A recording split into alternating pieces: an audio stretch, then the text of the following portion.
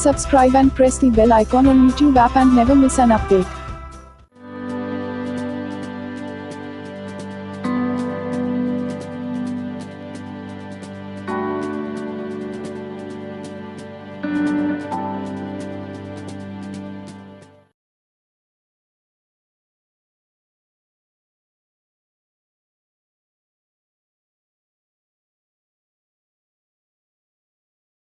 Hello dear friends, तो आज की क्लास में अपन क्या करने जा रहे हैं, जो पुराने वीडियोस में कुछ क्वेश्चंस बचे थे GATE previous year problems which is based on event, उसको कंटिन्यू करके मैं कुछ एक्स्ट्रा प्रॉब्लम्स लेने जा रहा हूं। तो चलिए इसी सीक्वेंस में एक पहला प्रॉब्लम लेने जा रहा हूं मैं इंफॉर्मेशन टेक्नोलॉजी का। वीडियो को थोड़ा सा होल्ड करना और प्रॉपर्ली पूरे के पूरे इस कंप्लीट स्टेटमेंट को रीड करना। उसको रीड करने के बाद वहां से जो आउटकम है इसको मैंने स्टैक किए, ध्यान देना। स्टैक कर रहे हैं तो वहां से आउटकम थे क्या देखेंगे। ये जो प्रॉब्लम है बेसिकली एक प्रोबेबिलिटी का प्रॉब्लम नहीं है, कहीं भी प्रोबेबिलिटी डिस्कस नहीं किया गया है। यहां बेसिकली लास्ट में आपसे पूछा गया है ऐसे कितने स्टूडेंट हैं जो कायदे से कोई सा भी सब्जेक्ट लेके नहीं पढ़ रहे हैं, और ये प्रॉब्लम है परफेक्ट सेट का। मैकेनिकल, सिविल, इलेक्ट्रिकल, इलेक्ट्रॉनिक्स में लिस्ट इंपॉर्टेंट है, लेकिन जानबूझ के प्रॉब्लम ले रहा हूं क्यों? क्योंकि अगर आप एक्सियोमेटिक अप्रोच से प्रोबेबिलिटी सॉल्व करते हैं, इसका मतलब वो अप्रोच तो कहीं ना कहीं सेट थ्योरी से ही बेस्ड है। तो आपको सेट थ्योरी के एक दो प्रॉब्लम कर लेने से डेफिनेटली आपकी डिटेलिंग कहीं ना कहीं क्या होगी, वाइड होगी। तो देखो डिटेल्स क्या क्या दिया हुआ है। टोटल नंबर ऑफ स्टूडेंट कितने हैं, 200। मान लो मैंने पूरा का पूरा एक सैंपल स्पेस को एस मार्क किया है, जो स्टूडेंट का सैंपल स्पेस है। एन ऑफ एस जो है वो कितने हैं, 200। एन क्या है, number of element in a set, और ये पूरे का पूरा जो सेट है वो 200 स्टूडेंट का सेट है। सिमिलरली नेक्स्ट जो है वो एन ऑफ पी मैंने मार्क किया है, यहां लिखा हुआ है क्लियरली कि जो प्रोग्रामिंग लैंग्वेज लेके पढ़ रहे हैं जो स्टूडेंट है वो कितने हैं, 125। सिमिलरली डेटा स्ट्रक्चर लेके जो पढ़ रहे हैं वो कितने हैं, 85। सिमिलरली कंप्यूटर ऑर्गेनाइजेशन लेके जो पढ़ रहे हैं वो कितने हैं, 65। एक डिटेल इसके साथ और चिपकाया हुआ है कि कायदे से कुछ बच्चे जो क्या कर रहे हैं, प्रोग्रामिंग और साथ में क्या, डी का मतलब डेटा स्ट्रक्चर, दोनों साथ लेके पढ़ रहे हैं। ऐसे कितने बच्चे हैं या फिर ऐसे कितने एलिमेंट हैं सेट में, 50। Similarly programming, computer organisation 35, data structure, computer organisation 30। Last में एक चीज दिया हुआ है कि 15 number of student are studying by taking all of 3 subject which is equals to 15। आपको निकालना क्या है, ऐसे कितने स्टूडेंट हैं जो कायदे से कोई सा भी सब्जेक्ट लेके नहीं पढ़ रहे हैं। इसका मतलब आपको एरिया निकालना है इस पूरे के पूरे रिमेनिंग पोर्शन का।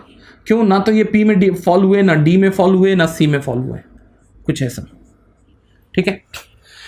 तो एन ऑफ एस क्या है, इस पूरे के पूरे सेट के अंदर नंबर ऑफ एलिमेंट पूरा का पूरा। एन ऑफ पी क्या है, ये केवल के लिए जो सर्किल दिख रहा है ना, इसने जितने भी एलिमेंट कवर किए हैं। एन ऑफ डी, इसने जितने एलिमेंट कवर किए हैं। एन ऑफ सी, इसने जितने एलिमेंट कवर किए हैं। N of P intersection D, P और इंटरसेक्शन डी का मतलब ये रीजन, ये जो रीजन है अगर मैं बनाऊं तो ये जो रीजन है, ये रीजन, ये क्या है, पी इंटरसेक्शन डी का रीजन है। सिमिलरली पी इंटरसेक्शन सी का रीजन, ये रीजन, ये जो है वो पी इंटरसेक्शन सी का रीजन है। देख के समझ में आ रहा होगा, P intersection C. Similarly D intersection C, ये रीजन,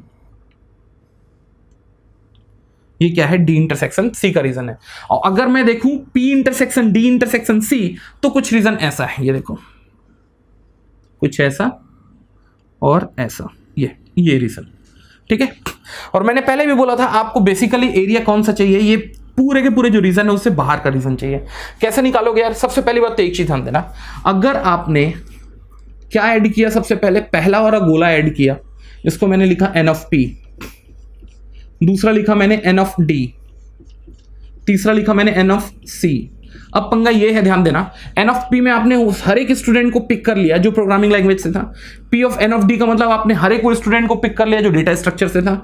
सिमिलरली हर एक वो स्टूडेंट को कवर कर लिया जिसने जो कंप्यूटर ऑर्गेनाइजेशन से कवर हो रहा था। लेकिन पंगा ये है, जब आपने number of element in set P लिया और number of element in set D लिया, तो ये जो रीजन है ना, कौन सा रीजन, P इंटरसेक्शन D, वो 2 बार आ चुका है। वो P के साथ भी आ चुका है और D के साथ भी आ चुका है, लेकिन अगर आप काउंट करोगे तो एक ही बार काउंट करोगे। इसका मतलब इसमें ये 2 बार आ चुका है, एक बार तो हटाना पड़ेगा। तो आपको क्या करना होगा, N of P intersection D minus. Similarly जब आपने क्या लिया है, D लिया है और C लिया है, तो कायदे से ये जो रीजन है ना, D इंटरसेक्शन C का रीजन, वो आपने 2 बार ले लिया है। D के साथ भी ले लिया है, C के साथ भी ले लिया है, वो भी हटाना पड़ेगा आपको। तो ये होगा D intersection C।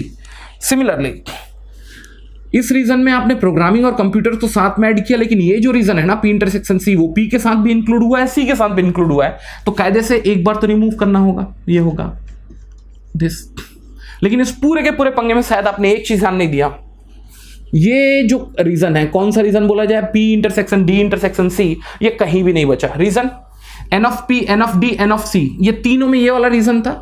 N of P intersection D, N of D intersection C, N of P intersection C में भी ये तीनों रीजन था। इसका मतलब यहां से भी आपने कॉमन रीजन को हटा लिया है, इंटरसेक्शन ऑफ 3, यहां से भी कॉमन सेक्शन को हटा लिया, यहां से भी कॉमन सेक्शन को हटा लिया। इसका मतलब आपने पूरे के पूरे एरिया को अकुमुलेट कर लिया एक्सेप्ट दिस, तो इसको अलग से जोड़ना पड़ेगा। ये होगा N of P intersection D intersection C।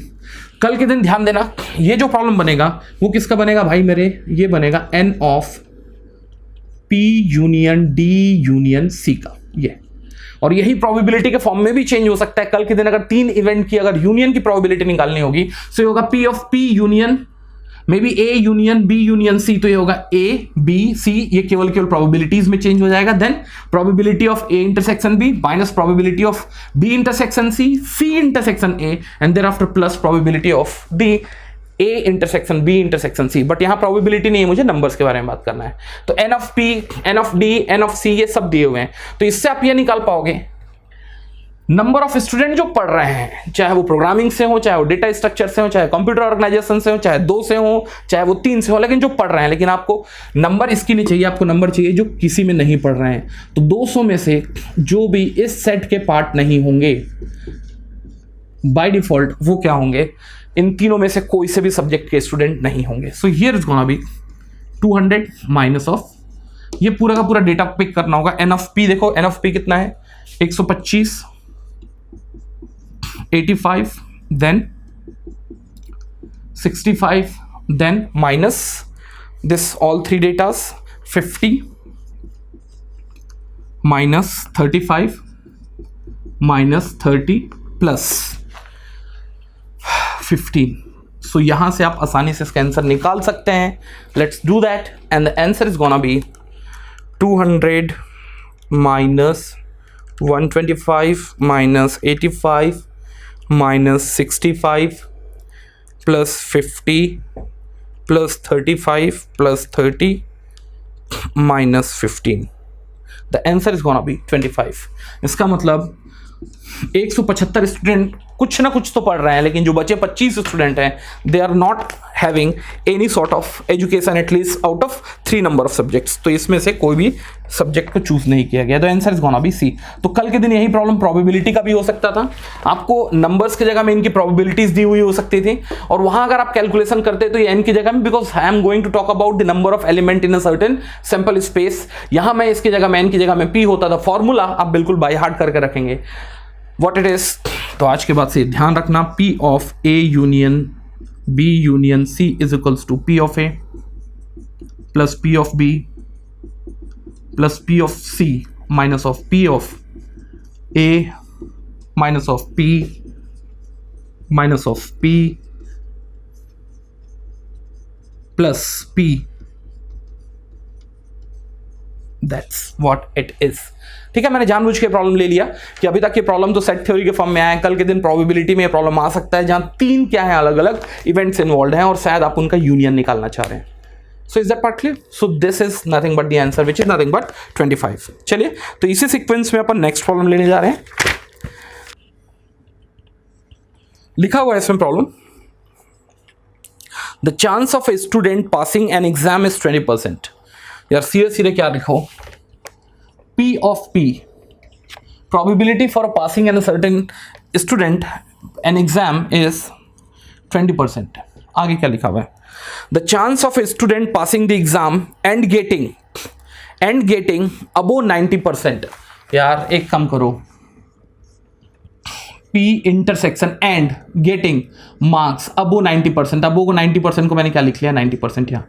तो देखो मैं अलग अलग इवेंट नहीं भी लिख रहा हूं तो आपको एक फेयर आइडिया हो गया। It's a probability for getting pass, it's a probability for getting pass as well as getting marks greater than 90%। कितना दिया हुआ है, इज 5%। 5%। आपसे पूछा क्या गया, आगे देखेंगे। Given that the student passes the examination, इसका मतलब प्रोबेबिलिटी में ये क्या है, फिर से एक कंडीशनल प्रोबेबिलिटी है जहां स्टूडेंट पास तो हो गया है। आगे पूछा हुआ है the probability that the student gets above 90%, इसका मतलब मुझे निकालना है m ऑफ 90%। यही हुआ इसका मतलब। यार ये फिर से कंडीशनल प्रोबेबिलिटी की प्रॉब्लम है, कैसे निकाल सकते हो आप, that will be equals two of P P intersection M of 90% divided by of P of P. What is that? It's gonna be, ध्यान देंगे इसकी वैल्यू निकाली हुई है 5% divided by of 20%. Put together the value is gonna be 1/4, which is gonna be option B. Option B. Is that part clear? So it's quite easy calculation. चलिए इसे sequence में अपन next problem लेते हैं. Let's see what it is. We are going to take the next problem. What the problem states, we'll see that. देखो problem में लिखा हुआ है the probability of getting head in a single toss of a biased coin. तो यार ध्यान देना, ये प्रॉब्लम अब किसका है? अनबायस्ड इवेंट का नहीं है, ये बायस्ड इवेंट का है. बायस्ड इवेंट का है. अदरवाइज हेड के आने की प्रोबेबिलिटी और 10 की आने की प्रोबेबिलिटी इक्वी प्रोबेबल होती है, और ये होती कितनी? 1/2 ये बोले तो 0.5. तो यहाँ ये लिखा हुआ है कि हेड के आने की प्रोबेबिलिटी एक सिंगल कॉइन में कितनी है? 0.3. इसका मतलब हेड की आने की प्रोबेबिलिटी मैंने क्या ली है? 0.3. तो डेफिनेटली टेल के आने की प्रोबेबिलिटी कितनी होगी? 1 - 0.3 बोले तो कितना? 0.7. तो कहीं ना कहीं ये क्या है? एक बायस्ड एक्सपेरिमेंट है, और वो किसकी तरफ बायस्ड है? टेल की तरफ बायस्ड है. इसका मतलब आपने कुछ ना कुछ चेंज किया है कॉइन के केस में, कंस्ट्रक्शन में, मेटालिक कंस्ट्रक्शन में, सच दैट कि टेल के आने की अपॉर्चुनिटीज ज्यादा है. That's also fine. आगे लिखा हुआ ध्यान देना, the coin is tossed repeatedly till a head is obtained. If the tosses are independent, then the probability of getting head for the first time in the fifth toss. इसका मतलब आपको पहली बार head चाहिए किसमें? फिफ्थ टॉस में. इसका मतलब जो पहला जो टॉस होगा, दूसरा, तीसरा और चौथा टॉस होगा, उसमें डेफिनेटली आपको क्या चाहिए? टेल चाहिए. और जो पांचवा है उसमें क्या चाहिए? आपको हेड चाहिए. तो फर्स्ट में ध्यान देंगे आपको क्या चाहिए? टेल चाहिए. टेल के आने की प्रोबेबिलिटी कितनी है? 0.7. दूसरे में भी टेल आने की प्रोबेबिलिटी क्या होगी? 0.7, क्योंकि ये क्या है? पहली बात तो इवेंट जो है इंडिपेंडेंट है, बोल भी रहा है और समझ में भी आ रहा है. अलग अलग कॉइन को टॉस करोगे तो उनके आने के इवेंट्स आने की probability in different what tossing definitely क्या होंगे? इंडिपेंडेंट इवेंट क्रिएट करेंगे. क्या होगा? 1 2 3 4. 0.7 कितनी बार मल्टीप्लाई होगा? 4 बार. ये क्या हो जाएगा? To the power 4. और हेड आने की प्रोबेबिलिटी क्या होने जा रही है भाई मेरे? 0.3. केवल मल्टीप्लाई ही तो करना है. थोड़ा ध्यान देना, ये यूजुअली प्रॉब्लम ऐसा भी हो सकता था कि एक फेयर कॉइन का अगर आप टॉस कर रहे हो तो क्या है आपको एग्जैक्टली फिफ्थ टाइम पे हेड के आने की प्रोबेबिलिटी क्या है? इससे पहले सबके सब टेल हैं, तो ये क्या होता? हाफ हाफ हाफ हाफ, और ये भी हाफ होता. ये तब का केस था जब ये प्रॉब्लम क्या होता? अनबायस्ड होता या इक्वी प्रोबेबल होता. बट ये केस अभी नहीं है. You will get the answer. It's gonna be 0.7 to the power 4 into 0.3. You'll get the answer. So the result is gonna be 0.07203, and that is what the answer is all about. Is that part clear? तो ये biased event थे. ठीक है, चलो इसी sequence अपन एक next problem लेते हैं. सीधा सा प्रॉब्लम है, देखो कंडीशनल प्रोबेबिलिटी का मतलब एक बच्चा तो क्लियर है जो बड़ा बच्चा है, या एक बच्चा जो है वो क्या है? बॉय है. दोनों के बॉय होने की प्रोबेबिलिटी का मतलब आपने कंडीशनली एक चीज तो बोल दिया कि पहला बॉय है भाई, उसको बगल करो. इसका मतलब दूसरा बच्चा भी बॉय होने की प्रोबेबिलिटी क्या होगी? तो वो दूसरा बच्चा जो हो सकता था या तो गर्ल या बॉय हो सकता था. तो number of event in your sample space कितना होगा? 2 होगा, और उसमें से आपको वो बॉय ही चाहिए. So answer is gonna be what? 1/2. तो ये प्रॉब्लम में बहुत लंबा चौड़ा कथनी करने वाली चीज नहीं है. कहानी ये है कि आपको ये सर्टनली या कंडीशनली एक प्रोबेबिलिटी का प्रॉब्लम है जिसमें एक इवेंट हो चुका है, बड़ा बच्चा क्या है? लड़का है. तो दूसरा बच्चे के भी लड़के होने के चांसेस, तो दूसरे बच्चे के पास कायदे से 2 वेरिएशंस हो सकते थे. Either it would have been girl, either it would have been what? Boy. तो number of events in a sample space could have been 2, लेकिन उसमें से फेवरेबल नंबर ऑफ इवेंट्स जो है वो केवल एक है, और वो है बॉय होने की probability. Put together is gonna B 1/2. So I think फिर से मैं बोल रहा हूं कि प्रॉब्लम थोड़ा सा ऑफ ट्रैक लगा जरूर होगा, but it's gonna B quite simpler problem. ठीक है, चलिए इसी प्रॉब्लम को देखते हुए अपन एक नया प्रॉब्लम ले लेते हैं. ये प्रॉब्लम है किसका? Get IIT year of 2004. It's one of the simplest problem. थोड़ा लॉजिकली अंडरस्टैंड करना पड़ेगा. प्रॉब्लम क्या है? In a population of n families, 50% of the families have 3 children, 30% of the families have 2 children, remaining families have 1 children. यार देखो, थोड़ा आसान करने के लिए प्रॉब्लम को ये मान के चल लो, ध्यान देना थोड़ा अच्छे से. In a population of n families, total families कितने हैं? n families. n फैमिली के जो 50% है उनके पास कितने बच्चे हैं मेरे भाई? कितने बच्चे हैं मेरे पास? 3 चिल्ड्रन है. तो यार n को थोड़ा और सिंप्लीफाई कर लो. बाय द वे मेरे पास क्या है? 100 फैमिलीज है. कितने फैमिलीज है मेरे पास? 100 फैमिलीज. 100 फैमिलीज के 50% फैमिलीज के पास कितने बच्चे हैं? 3 बच्चे हैं. 50% मतलब कि 100 का 50% कितना हुआ? 50 फैमिली. 50 में कितने बच्चे हैं आपके? 3 एक फैमिली के पास बच्चे हैं. तो 150 बच्चे तो फॉल कर गए किसमें? 3 चिल्ड्रन इन ईच फैमिली के सेगमेंट में. ठीक है, ठीक है, आगे देखता हूं मैं. आगे लिखा हुआ है 30% of the family. 30% of the family, 100 का 30% कितना होता है? 30 होता है. उनके पास कितने बच्चे हैं? 2 बच्चे इंडिविजुअली. कितना होगा? 60. और बचे हुए जो हैं, बचे हुए, इसका मतलब डेफिनेटली आपने पहले 50% फैमिली को पिक कर लिया, 30% फैमिली को पिक कर लिया, तो बचे कितने हैं? 20% फैमिली। इसका मतलब कितना? 20 फैमिली। 20 फैमिली में हर एक फैमिली के पास एक बच्चे हैं, बोले तो एक बच्चे के सेगमेंट में कितने बच्चे आएंगे? 20। अब आपसे पूछा गया है कि इन पूरे के पूरे बच्चों को वेल मिक्स्ड कर दिया गया है और उसमें से एक बच्चे को रैंडमली पिक किया गया है, तो उनके दो क्या चिल्ड्रन वाली फैमिली से पिक करने की प्रोबेबिलिटी क्या है? सीधी सी बात है, total number of event in a sample space क्या होगा? 150 plus 20 it will become 170, 170 plus 60 it will become 230, it will become 230 where it is, yeah it's a 230। और इसमें से आपको क्या चाहिए? वो बच्चा कहां से पिक हो? 2 सेगमेंट से पिक हो, तो ये ऊपर क्या हो सकता है? 60 और नीचे हो सकता है 230, और जब आप इनको क्या करेंगे? क्रॉस कैंसिल करेंगे, so the answer is gonna B 6 divided by 23। तो प्रॉब्लम थोड़ा सॉफ्ट ट्रैक डिजाइन करने की जरूर कोशिश की गई है, लेकिन इस टाइप के प्रॉब्लम को आप क्लासिकली आराम से सॉल्व कर सकते हैं। पेशेंटली आपको क्या करना है?